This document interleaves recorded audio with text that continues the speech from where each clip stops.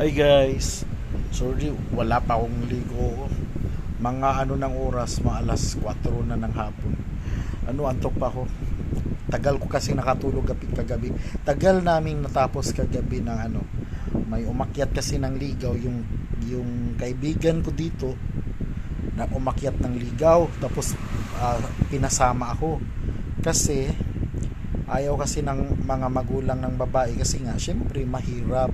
So ayun, nagpasama si Undo sa akin at nagpatulong kung anong gagawin para manligaw. Ako naman alam niyo mang torpe ako, wala talaga akong mga alam sa ligaw na yan.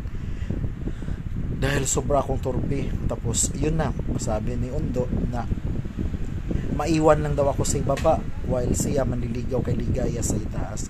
Ayun nga, umakyat na siya. Ako naman nasa ibaba lang ako ng bahay nila, nagantay kay Undo kung anong sasabihin. Kasi sabi ni Undo, kapag anong sasabihin ko, mag-response ka lang. Ikaw yung gagawa, ikaw yung sasagot. O, sige, kaya ko na yan. Sabi na, so umakyat na si Undo. Pag-akyat ni Undo, nag-akyat agad siya ng ligaw kay Ligaya. Sabi niya pa, yung narinig ko talaga, sabi pa ni Undo, "Oh Ligaya, ikaw ang ilaw ko. Gusto kong masungkit ang matamis mong oo." My God! Para akong nano doon sa ibaba.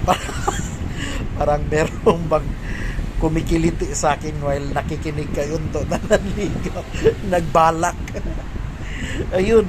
Sabi, si Ligaya kasi sobrang stricta. Parang ayaw niya ata kay Undo. Kasi nga, mahirap. Parang mahirap silang dalawa. So, sinabihan niya si Undo na, "Huy Undo, uwi ka na dun. Ayaw ko magpaligaw sa iyo. Mahirap ka, mahirap din ako. Mag-ano tayo? Dalawa tayong mahirap." Ito naman si Undo, parang hindi talaga susuko. Sabi niya Ligaya, kahit buwan ay aking susungkitin para maangkin ko lang ang iyong ngiti at yung uo. Sabi ni Undo na, "Sus, luma na yan, hindi na ako na yan." Sabi pa ni Ligaya kay Undo, "Tignan mo nga, ikaw lang yung nanligaw dito na kahit bulaklak, wala man lang, kahit chocolate, wala man lang, kahit pandesal, wala man lang."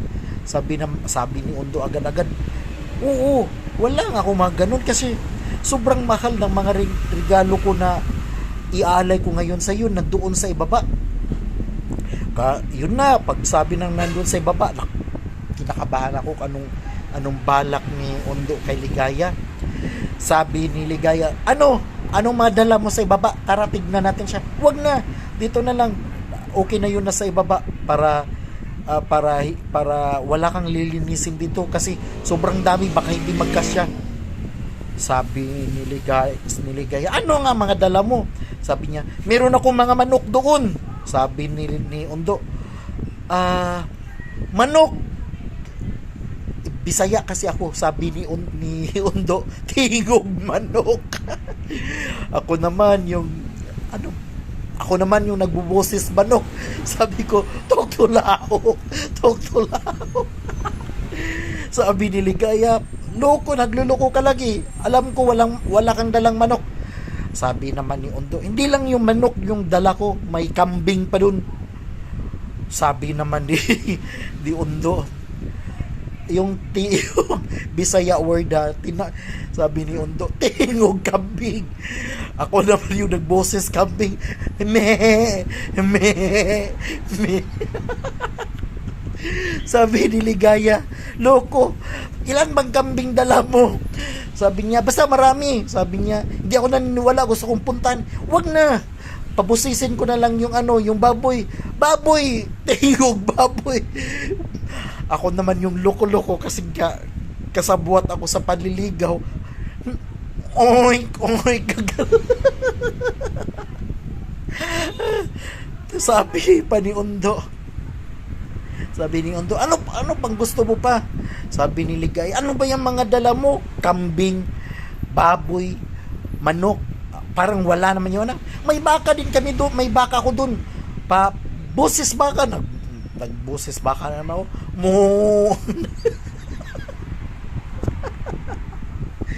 Sabi pa ni Undo, "Wag ka, kahit sinong lalaki hindi makapagbigay sa iyo ng ganito. Sabi ni Undo, tingog elepante. Boy, ako no, bullshit ka Undo. Di ko kay mo tingog o elepante. Pahuway, pauli, taoy. Ayun, sinapak si Undo. Ayun, kaya natagalan akong gumising kasi hinihintay ko pa siyang magising sa kanilang ligaya kasi nga na black eye. Hindi na nagising. Umaga na nagising, umaga na din kami nakauwi. Bullshit na Undo yun.